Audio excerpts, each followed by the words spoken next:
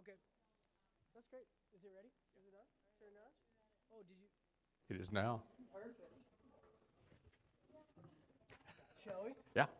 All right. Thank you so much for coming down, everyone. Welcome, welcome.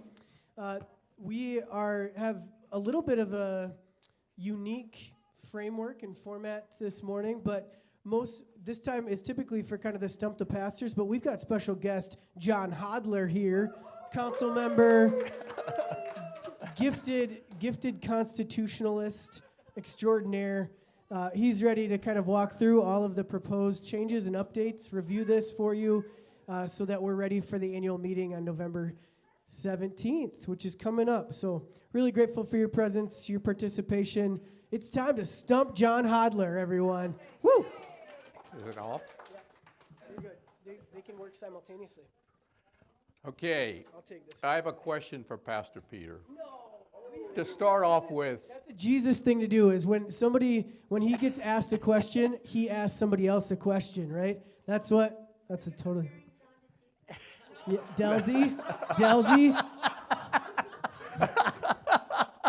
it's already gone to heck. Yeah. Do you want?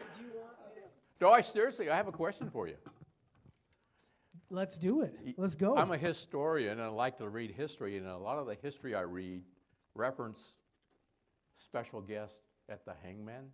When you called me a special guest, is that to the hanging? My hanging? Is that what you're talking about? I did see a lot of stockades in Germany over this summer too, but this is not what it's going to be. All right, thank you. Again, my name is John Hodler. I'm a member of the Congregational Council. I've led the project to bring Trinity's Constitution, bylaws, and continuing resolutions into compliance with a model constitution, and also updated for the environment that we operate in as a church. Today's informational meeting, first goal is to prepare everyone for the vote on amended government documents, and I'm going to turn that light on because you need to be able to see. Excuse me, I'm sorry, Sylvia. Whoops. Where's that switch at? I had it off until someone helped me.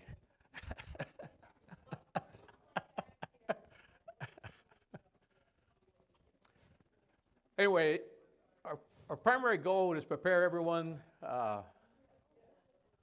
You still can't see as well as you should be able. There you go.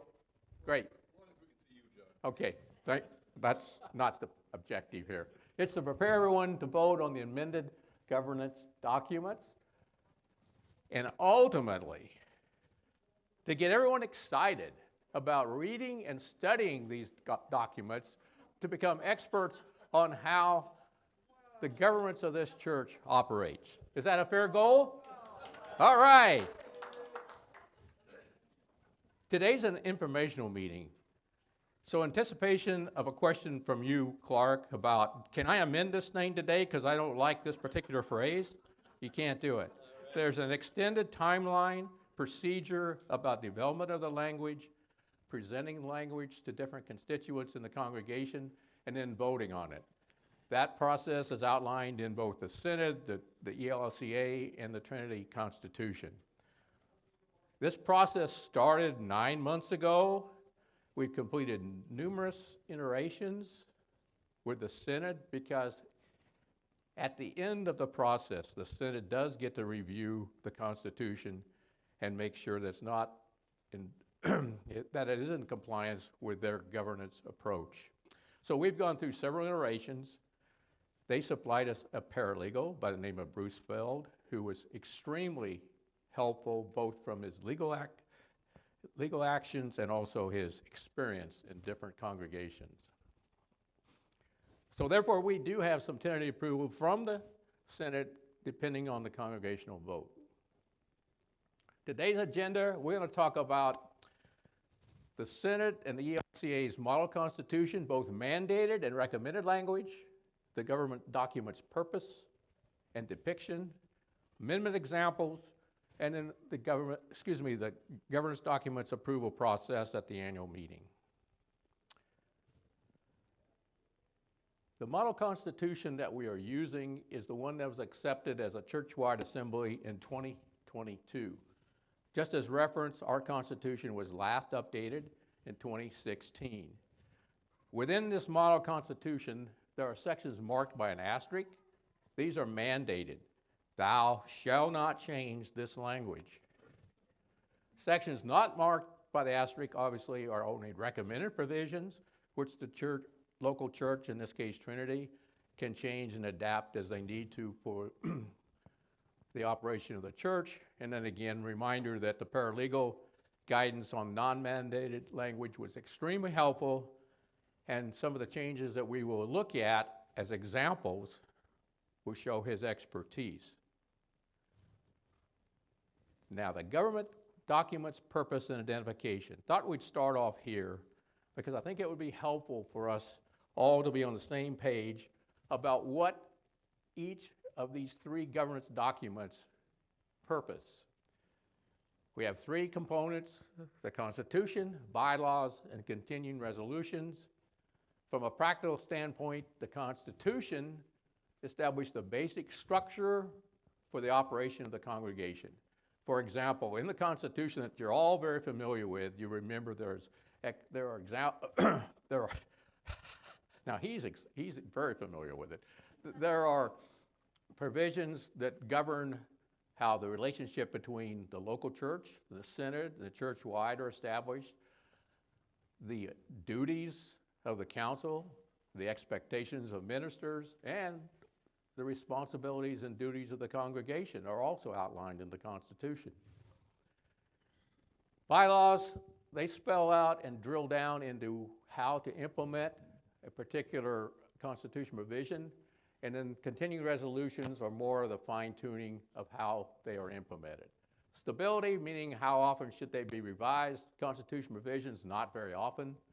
Bylaws, maybe every 4 or 5 years. The last set of bylaws that were updated here was in 2020, and then continuing resolutions as a situation changed. Now, here's the an important piece. As you look at what's posted online, the Senate has given us some very good advice, which being a traditionalist looking at constitutions, bylaws, and continuing resolutions for an organization, they always have been set in a separate file, separate folder, stored separately.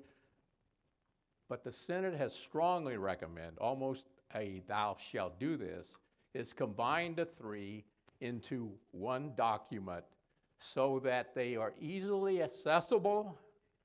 And when I say easily accessible, when we went looking for all the continuing resolutions, for example, we searched a long time to find them all because people turn over.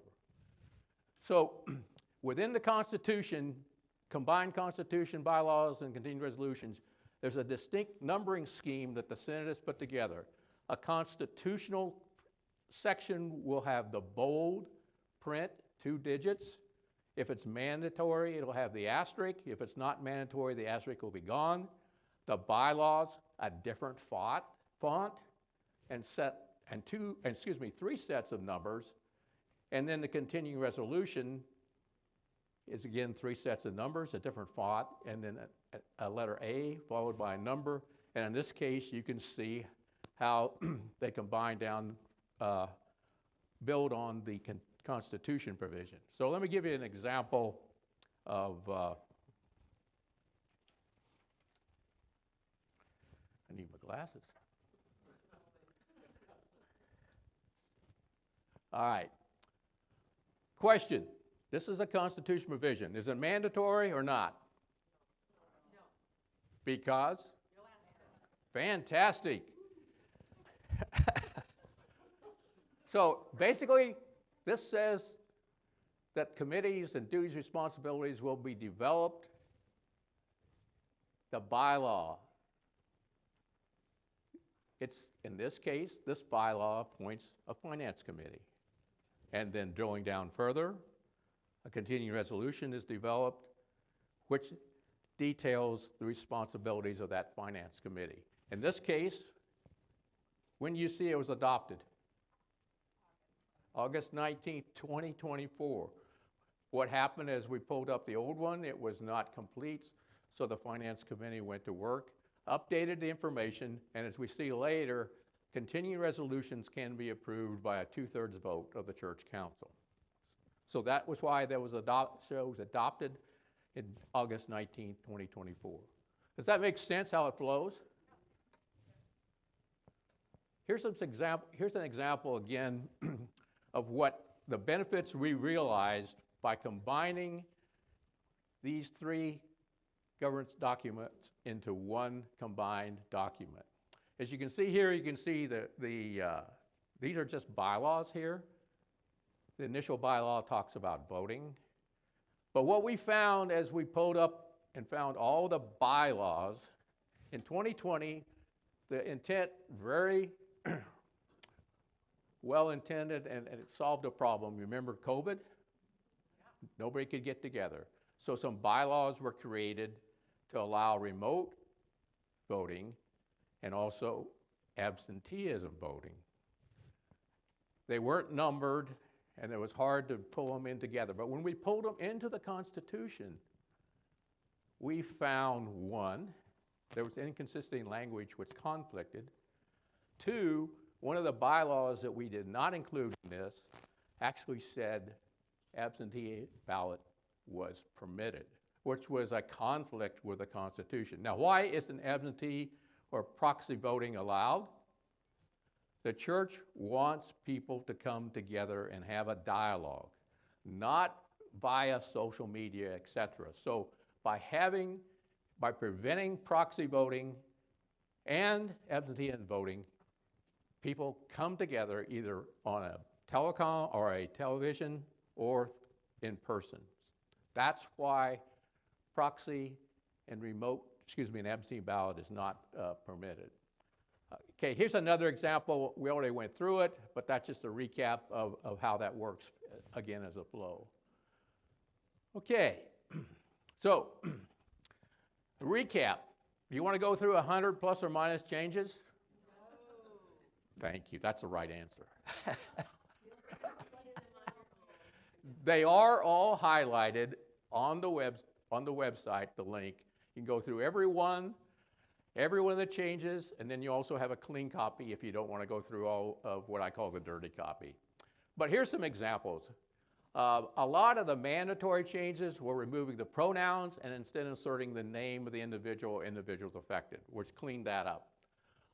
One that's not mandated but extremely important for us, in 2018, the incorporation papers of the church were changed, and the legal name became Trinity Lutheran Church of Stillwater, Minnesota.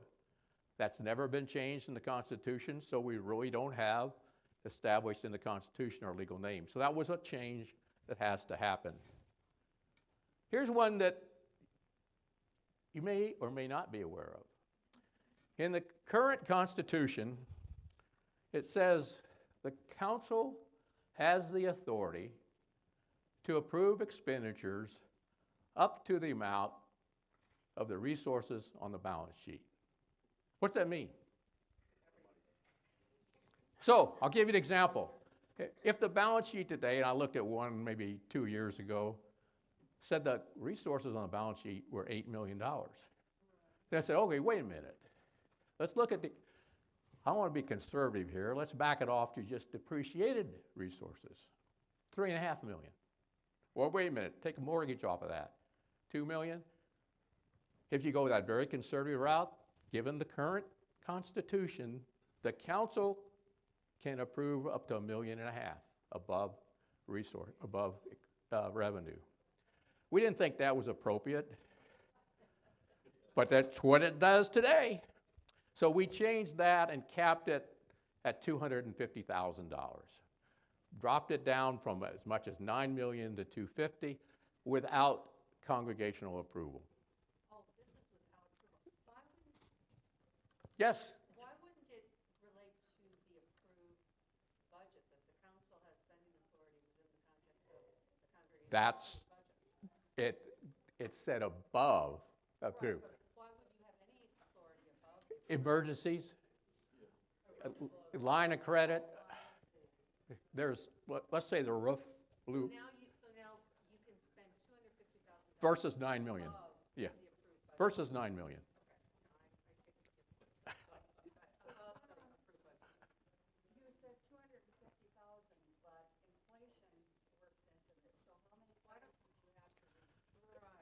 Well, we had a big debate about that. Yeah. The paralegal said 150, someone else said 300.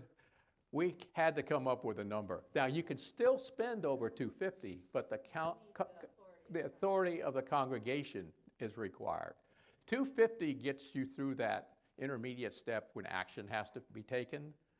For example, if the roof came off, you could go enter into a contract and spend up to 250, but you could have a 30 days later after the incident, you got a congregational meeting by remote, and you can get approval for more spending. So that was really the ability to handle those intermediate funding steps. Yes, ma'am? My question, though, relating to this, because changes in money, why didn't you do it as a percentage of the budget? What we talked about that, but we wanted a clear, very concise, easy number.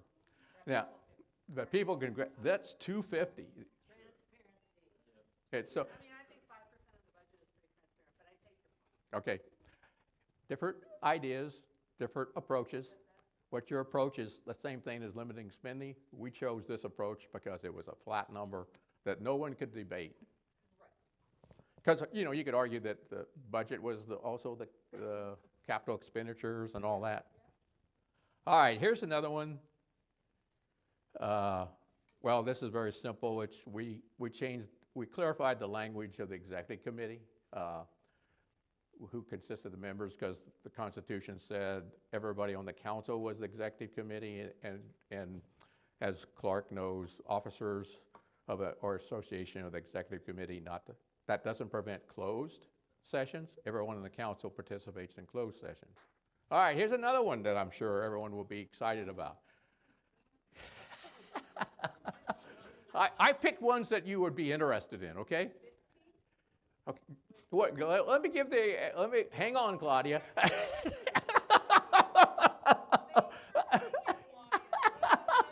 Yeah, we're just going to give the other microphone to Claudia. Would you just lay that microphone down by Claudia?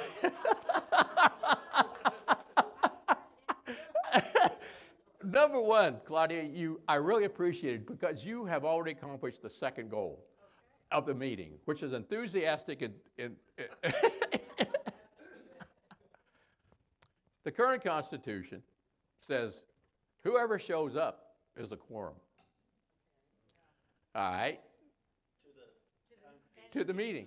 Whoever. 10 people, that's the quorum. All right, so here's the dilemma. If whoever shows up, is that a representative sample of the congregation?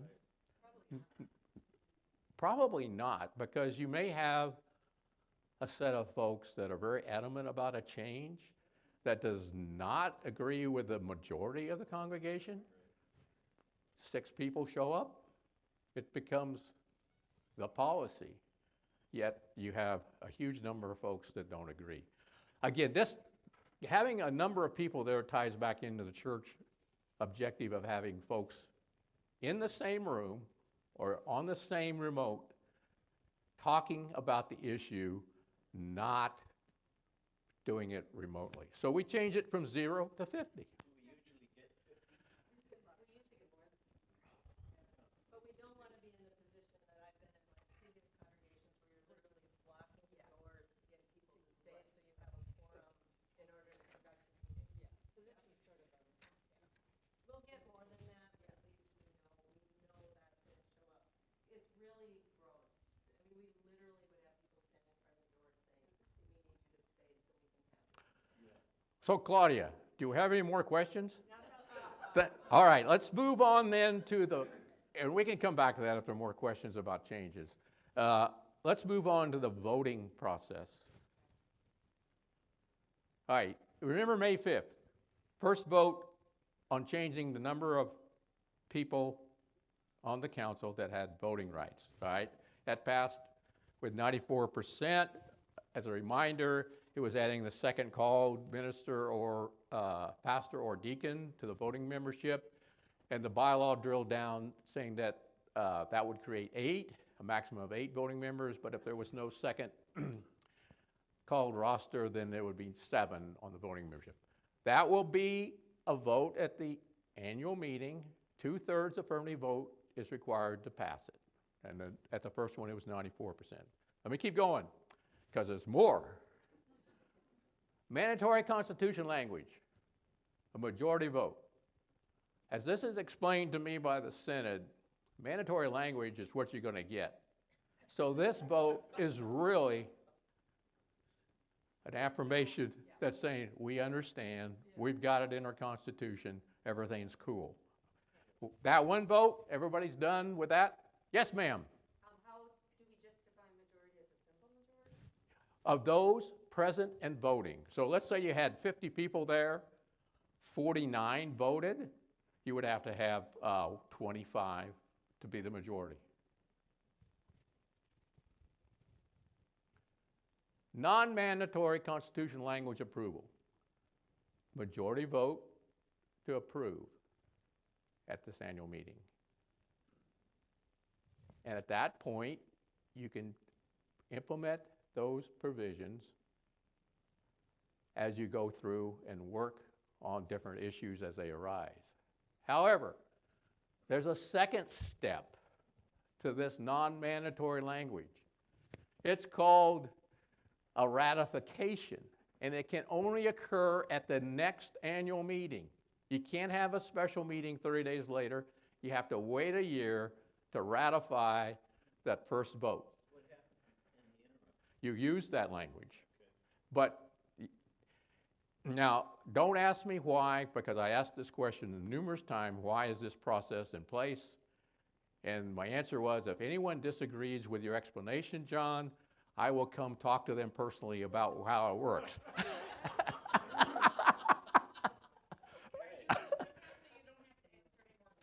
It's the sandbox we have to play with. Exactly. Did you hear Andrew? Yes. It sounds like it covers if you make typos along the way. Could be, whatever. Yeah, the language is, you can't change the language, but maybe you could do that, yeah. All right. That's the constitutional provisions. Bylaw approval, pretty simple. Wait a minute. You have a question about this? No, about something, because, so did you talk at all about the makeup of the council? Is that a topic that was amended at all? No, it was just the voting membership. Oh, wait a minute, there is one, yes, we did add this. The current Constitution says the maximum number of members for the council will be 20. 20, okay. We changed that to 10. Why? Because, number one, 20 is really unwieldy. And back up, Dan's the historian here, back in 2004 or sometime back there, it was 20, I can't remember, don't know, and much bigger, and the decision was, let's get it down to so that they enacted bylaws which reduced it to 7, which we changed to 8, and then that 20 never was reduced to a lower level. I would imagine because it was controversial to even reduce the number down. So, I mean, I imagine that, but Dan's the historian. He can tell you. The only reason I ask, I have no personal interest in a 20-member council, but if you have a larger number, it does give you more flexibility. If you want to have a larger council at some point. If you say maximum 10, you can never have 11 unless you go through a process. Right, you're exactly right. Exactly right. Well, can I go back to bypasses? I mean, the bylaws. You bypassed me, so I, bylaws. Pretty straightforward. One vote on the amended bylaw language, passage, 2/3 affirmative vote of the voting members present and voting. There's no additional approval required. Continuing resolutions, again, I explained earlier that the council, there were 4 continuing resolutions that we actually found had been adopted by this congregation, or excuse me, 3. 2 of those were amended. The board, for the missions board resolution, we left alone, so it was amended, but then the finance committee, the treasurer did develop a continuing resolution on the duties of the treasurer, which had not existed before, and that again was approved. All right, now questions, Claudia. Well, I did have one question which is related to Yes, So my question is, we have the finance, the treasurer is a member, correct. but has there ever been any discussion about the stewardship chair being a member of the council? The stewardship chair, as I understand it, will now be on the, according to the continued. Yes, they've on- always been a liaison to the finance. No, they are now a member of the finance.